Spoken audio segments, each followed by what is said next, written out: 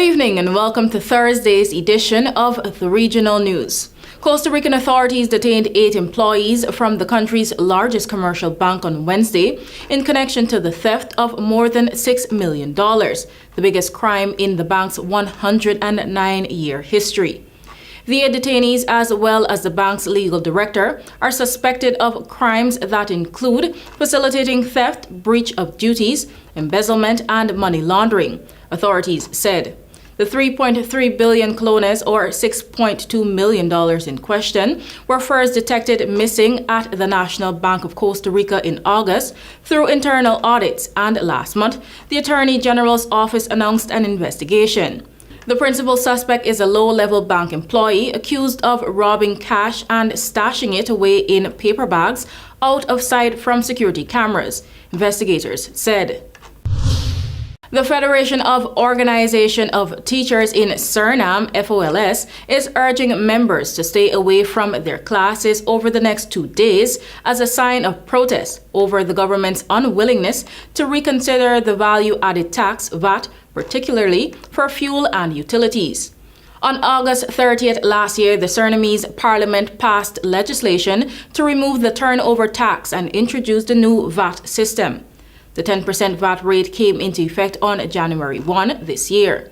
In September, Finance and Planning Minister Stanley Rago-Barsingh defended the decision of the government to amend the VAT, saying that mistakes had been made in its implementation.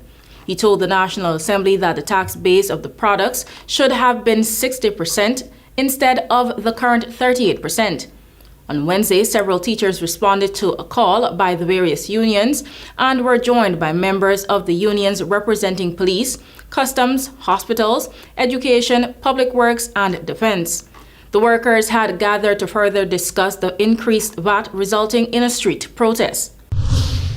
Finally, Israeli strikes pounded Gaza City overnight into Thursday as ground forces battled Hamas militants in dense urban neighborhoods from which tens of thousands have fled in recent days.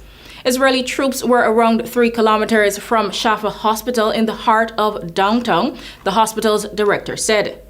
Israel has been vague on troop movements, but officials say Gaza's largest city is the focus of their campaign to crush Hamas following its deadly October 7 assault inside Israel. Amid a drumbeat of international concern over dire conditions inside Gaza, mediators were closing in on a possible deal for a 3-day ceasefire in exchange for the release of around a dozen hostages held by Hamas, according to 2 Egyptian officials, a United Nations official, and a Western diplomat.